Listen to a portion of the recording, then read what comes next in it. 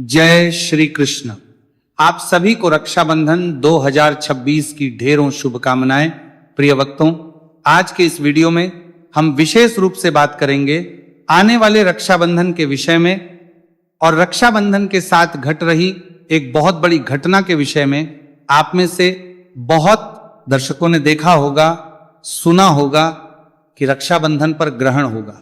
अब अगर रक्षाबंधन पर ग्रहण है तो आपके अनेकों प्रश्न हमें व्हाट्सएप के माध्यम से, कमेंट के माध्यम से प्राप्त हुए कि ग्रहण के समय बंधन कैसे होगा। क्या ग्रहण में राखी बांधी जा सकती है क्या? अगर नहीं बांधी जा सकती तो कब बांधनी चाहिए? सूतक कब लग रहा है? ग्रहण समाप्त कब हो रहा है? राखी कब मनाएंगे, कैसे मनाएंगे? कुछ प्रांतों में, कुछ संप्रदायों में राखी के दिन पूजा भी होती है। बहुत सारे लोग पूजन नहीं करते हैं, केवल भगवान का ध्यान करके, रामचंद्र जी का ध्यान करके और भाई को राखी बांध देते हैं। पर बहुत से परिवार है जहां पर कि रक्षाबंधन के दिन भी पूजन किया जाता है और उसके बाद फिर राखी मनाई जाती है। तो ये सब कार्य कैसे होंगे ग्रहण पे, और ये ग्रहण है कहां का, ये बड़ा विषय है। क्योंकि रक्षाबंधन सभी सनातनी भाई बहन मनाते हैं और सनातनी जो है इस समय पूरी दुनिया में है। केवल एक अकेले भारत में यह त्योहार नहीं मनाया जाता, वरन पूरी दुनिया भर के देशों में यह त्योहार मनाया जाता है और हमारा चैनल 128 देशों में देखा जाता है। तो हमारा ये वीडियो सभी देशों के लिए है, क्योंकि अनेकों देशों में इस ग्रहण का प्रभाव है। तो किस किस देश में किस किस समय पर ग्रहण का प्रभाव रहेगा, प्रमुख रूप से प्रभाव क्या रहने वाला है, भारत पर क्या प्रभाव पड़ेगा, भारतीय जनता को क्या सावधानी बरतनी चाहिए, जो भारत के आसपास नेपाल, श्रीलंका, पाकिस्तान आदि क्षेत्रों में रहते हैं उनको किस प्रकार की सावधानी बरतने की आवश्यकता है, संपूर्ण इस वीडियो के माध्यम से आपको प्रदान की जाएगी। जानकारी आरंभ करते हैं। आपसे निवेदन है कि यह बड़ी ही महत्वपूर्ण जानकारी का वीडियो है, तो जितना हो सके शेयर कीजिए और एक बार लाइक अवश्य कर दीजिएगा, क्योंकि इसकी आवश्यकता सभी को है। मानना करो और मानना करो।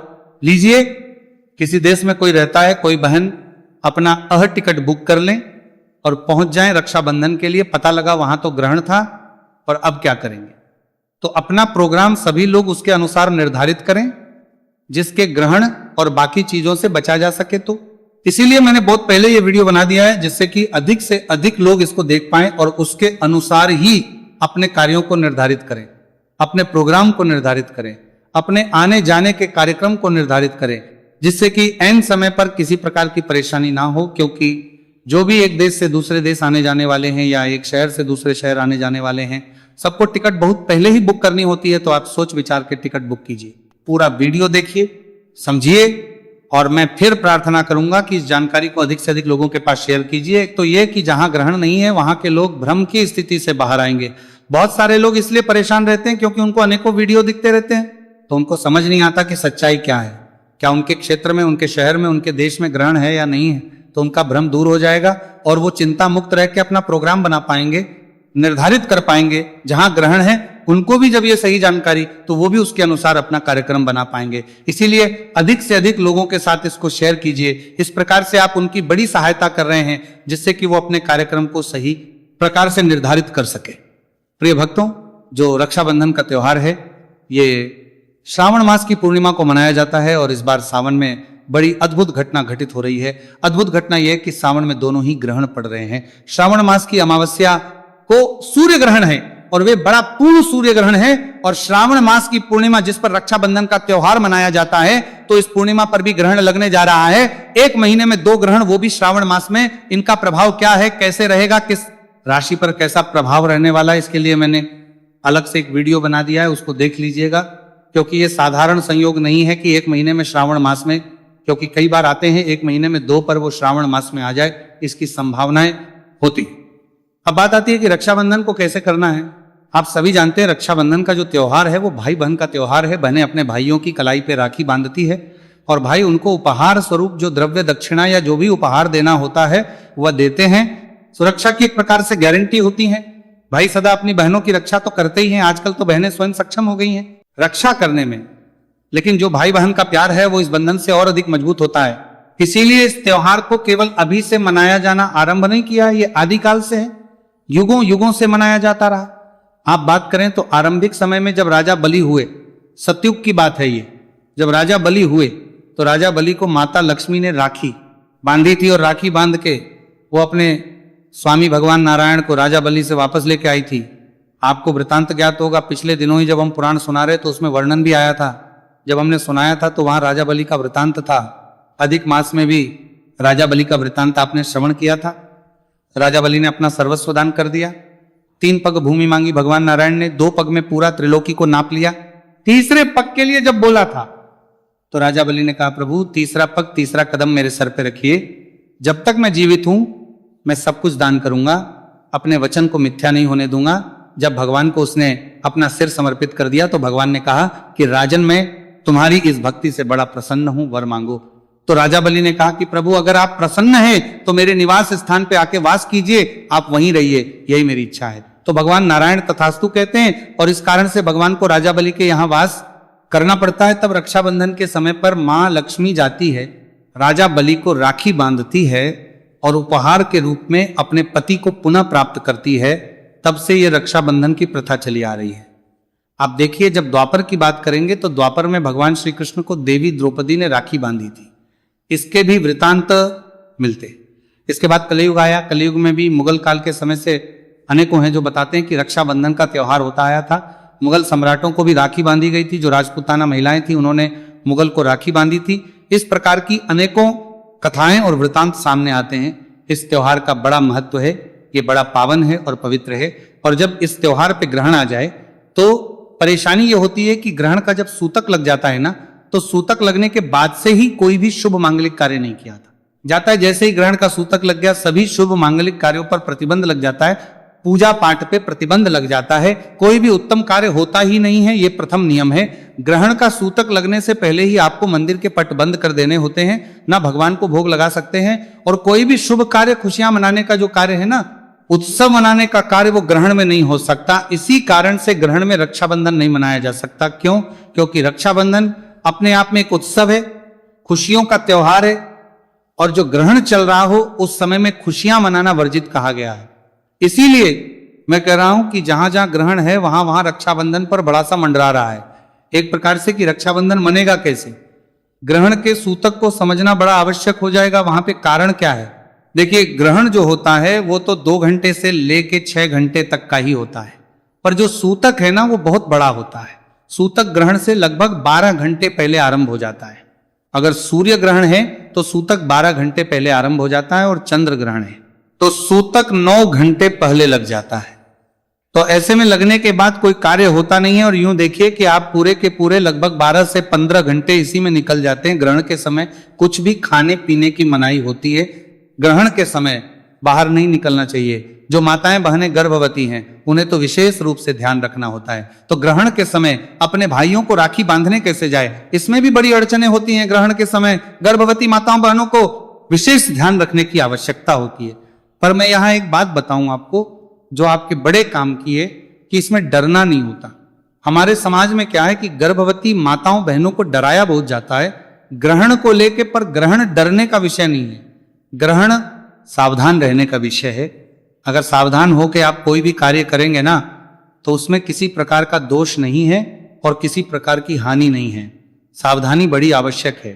कहा जाता है जी कि गर्भवती है, ग्रहण के कारण इनके बच्चे को हानि हो सकती है, ग्रहण के प्रभाव से वो उसको परेशानी हो सकती है, पर ऐसा नहीं है। जब तक आप सावधानी पूर्वक कार्य कर रही है तब तक जबरदस्ती ग्रहण आपके बच्चे को हानि नहीं करेगा। हाँ, जब तक आप गलती ना करें तब तक ऐसा नहीं होगा, पर अगर आपने छोटी सी गलती करी तो वो हानिकारक हो सकता है। तो ग्रहण के जो प्रमुख नियम है उनमें ये कि जो गर्भवती माताएं बहनें हैं उनको प्रयास करके जितना हो सके अंदर ही रहना चाहिए, खुले आसमान के बीच में नहीं आना चाहिए। आना भी पड़े तो सावधानी क्या रखनी है? सावधानी ये रखनी है कि चलते फिरते समय बड़ी सावधानी से चलें कि कहीं गलती से कोई ठोकर ना लग जाए। संभावनाएं अधिक पड़ती हैं इस समय पर, इसलिए मैं आपको समझा रहा हूं। घर में कोई कटाई, चटाई, बुनाई का कार्य मना होता है। कोई भी ऐसी कार्य जिसमें किसी नुकीली वस्तु का प्रयोग होता हो, चाकू, छुरी आदि, या सिलाई, कढ़ाई, बुनाई की जो औजार होते हैं उन सब से दूर रहना होता है, जिससे कि किसी प्रकार का कोई कट आदि ना लग जाए, खून आदि ना निकल आए। अगर ऐसा होता है तो वो हानिकारक कहा जाता है कि हाँ, इससे संभावनाएं बढ़ जाती है। पर फिर मैं यही कहूंगा कि सावधानी बड़ी आवश्यक है, डरने की आवश्यकता नहीं है। खाने पीने को लेकर बड़ी अजीब स्थितियां हैं।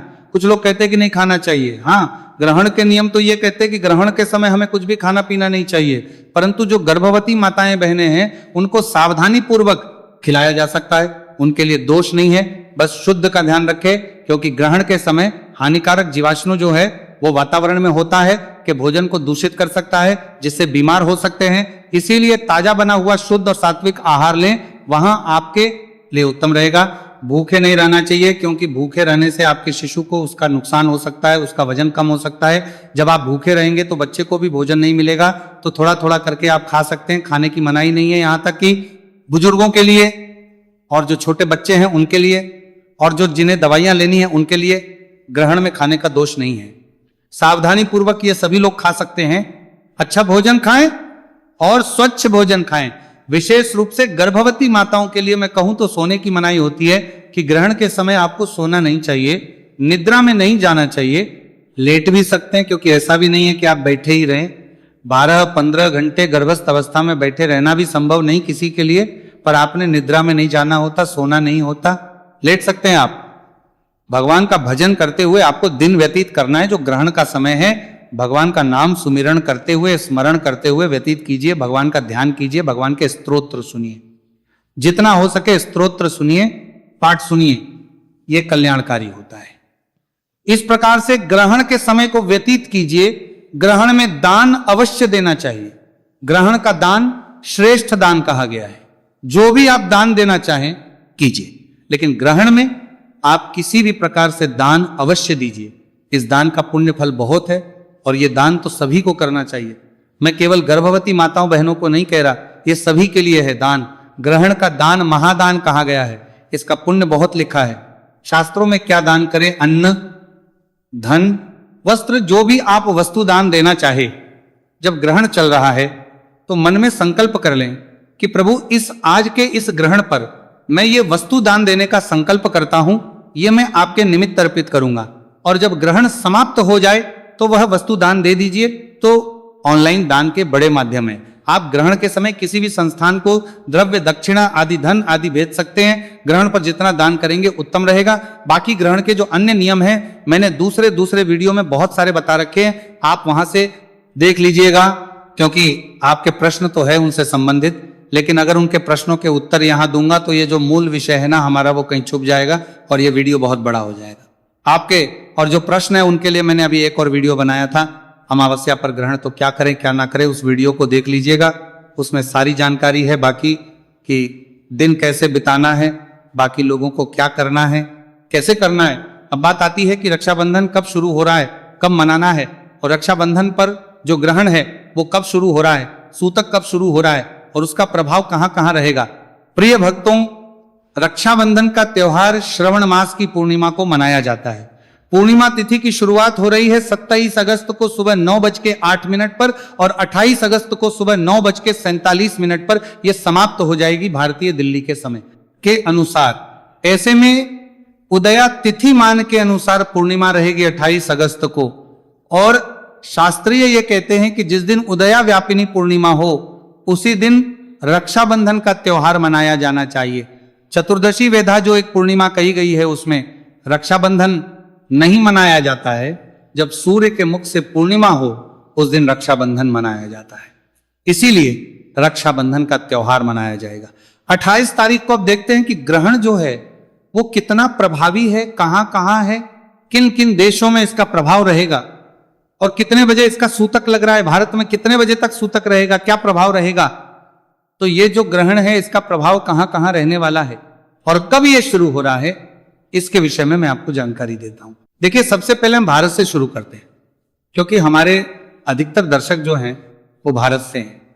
तो भारतीय समय के अनुसार सुबह 6:53 से ग्रहण शुरू होगा, जो दोपहर 12:31 तक रहेगा भारतीय समय के अनुसार 28 अगस्त को। और 28 अगस्त को ही रक्षाबंधन मनाया जा रहा है। इसका सूतक, क्योंकि चंद्र ग्रहण है तो ये 9 घंटे पहले सूतक लग जाएगा, 9:52 से सूतक लग जाएगा। 27 तारीख की रात और सूतक लगने के बाद कोई भी कार्य करना नहीं होता है, शुभ मांगलिक कार्य होता नहीं, पूजा पाठ होती नहीं। पर यहां पर ध्यान ये देना है कि ये जो है ये पूर्णिमा को हो रहा है और पूर्णिमा का ग्रहण क्या होता है, चंद्र ग्रहण होता है। पूर्णिमा पर जो ग्रहण है वो चंद्र ग्रहण होता है। और चंद्र ग्रहण कब लगता है, रात्रि को। भारतीय समय के अनुसार 6:53 अर्थात सूर्योदय हो चुका होगा। यह ग्रहण शुरू तब हो रहा है जब भारत में दिन होगा, रात नहीं होगी। दिन होगा और दिन होने के कारण यहां पर यह ग्रहण नहीं दिखेगा, क्योंकि भारत में सूर्य उदय हो चुका होगा, चंद्रमा का समय नहीं होगा वो, इसीलिए भारत में यह ग्रहण दिखाई नहीं देगा। जिस समय यह ग्रहण लग रहा है उस समय भारत में दिन रहने वाला है। तो फिर बता दूं कि भारत में रक्षाबंधन पे जो ग्रहण है यह दिखाई नहीं देगा, इसका प्रभाव नहीं रहेगा। और जहां पर ग्रहण दिखाई नहीं देता वहां पर सूतक का भी प्रभाव नहीं होता। तो भारतीय दर्शकों के लिए अच्छी बात यह है कि इस ग्रहण का प्रभाव नहीं है, इसकी छाया नहीं है, इसका सूतक भी मान्य नहीं है। किसी भी प्रकार का प्रभाव सूतक आदि का इस ग्रहण का भारत में नहीं है। भारत के नेपाल, पाकिस्तान, श्रीलंका, बांग्लादेश आदि राज्यों में, देशों में भी नहीं है। तो इन देशों में रक्षाबंधन प्रातः काल से और सायंकाल तक मनाया जा सकता है, क्योंकि अच्छी बात यह है कि भद्रा भी 28 तारीख को नहीं रहेगी। भद्रा जो है वो 27 तारीख को ही समाप्त हो जाएगी। 27 तारीख को रात्रि को 9:27 पर भद्रा समाप्त हो जाएगी। हाँ, रक्षाबंधन पंचक में आ रहा है, इसका क्या प्रभाव रहेगा इसके लिए मैंने अलग से विशेष एक वीडियो बनाया है, उसको आप अवश्य देख लीजिएगा। अब बात है अन्य देशों की जहां इस ग्रहण का प्रभाव रहने वाला है, जैसे अफ्रीका के देश हैं, अमेरिका के बहुत से देश हैं। मैं अमेरिका की प्रमुख रूप से बात करूं तो अमेरिका में ये पार्शल लूनर इक्लिप्स है, अर्थात आंशिक चंद्र ग्रहण होने वाला है। और ये जो आंशिक चंद्र ग्रहण है ये अमेरिका के ईटीडी टाइम के अनुसार 12:12 पर रात्रि को आरंभ हो जाएगा। अब प्रश्न उठता है कि अमेरिका में रक्षाबंधन कब मनाया जाएगा। तो प्रिय भक्तों, अमेरिका के अधिकांश शहरों के लिए मैं कहूंगा लगभग पूरे अमेरिका और कनाडा सहित पूर्णिमा तिथि सूर्य के मुख से 27 अगस्त को प्राप्त हो रही है। इसीलिए 27 अगस्त को ही पूर्णिमा के व्रत किए जाएंगे और 27 अगस्त को ही रक्षाबंधन का त्योहार मनाया जाएगा। यहां ध्यान दीजिएगा कि ग्रहण जो है रात्रि को 12:12 पे शुरू हो रहा है और 9 घंटे पहले सूतक लग जाता है। तो ऐसे में अमेरिका, कनाडा आदि देशों में अधिकांश प्रांतों शाम को 3:12 से सूतक का समय मान्य होगा। उससे पहले पहले आपको रक्षाबंधन मना लेना है। दोपहर को 3:12 से पहले पहले आपको रक्षाबंधन का त्योहार मनाना है। भद्रा आदि के विषय में जानकारी प्राप्त करना चाहते हो तो कमेंट बॉक्स में लिख के भी पूछ सकते हैं। हमारा प्रयास रहेगा जितना हो सके अधिक से अधिक हम आपको रिप्लाई करके उत्तर प्रदान करें। ध्यान दीजिए, इन प्रांतों में 27 तारीख को रक्षाबंधन मनाया जा रहा है और भारत में 28 तारीख को रक्षाबंधन मनाया जाएगा। अफ्रीका के ऐसे देश हैं जहां से दर्शक हैं, ऑस्ट्रेलिया से बहुत से देश हैं जहां के दर्शक हैं। तो आप कृपया व्हाट्सएप या कमेंट के माध्यम से पूछ लीजिएगा। मैं आपके लिए एक अच्छी जानकारी दूं कि जितने भी हमारे बाहर के दर्शक हैं उनके लिए हम एक अलग से चैनल लेके आ रहे हैं, जिस पर केवल और केवल हमारे एनआरआई बाहर के जो भी दर्शक हैं उनके लिए इंफॉर्मेशन होगी। वहां के देशों के अनुसार हम एक वीडियो बनाया करेंगे जिसमें कौन सी तिथि उन देशों में कब कब है उनके विषय में जानकारी प्राप्त होगी। तो जुड़िए हमारे साथ व्हाट्सएप के माध्यम से कि अधिक से अधिक आपको लाभ प्राप्त हो। चैनल पर नए हैं तो सब्सक्राइब कर लीजिए, क्योंकि एक प्रतिष्ठित संस्थान का चैनल है। हम यहाँ जानकारी पूरी जिम्मेदारी के साथ देते हैं। कमेंट बॉक्स में लिख के अपनी राय अवश्य दीजिएगा। कोई आपका सुझाव है तो वह भी हमें अवश्य बताइएगा। आप सभी को रक्षाबंधन की ढेरों शुभकामनाएं। हर हर महादेव।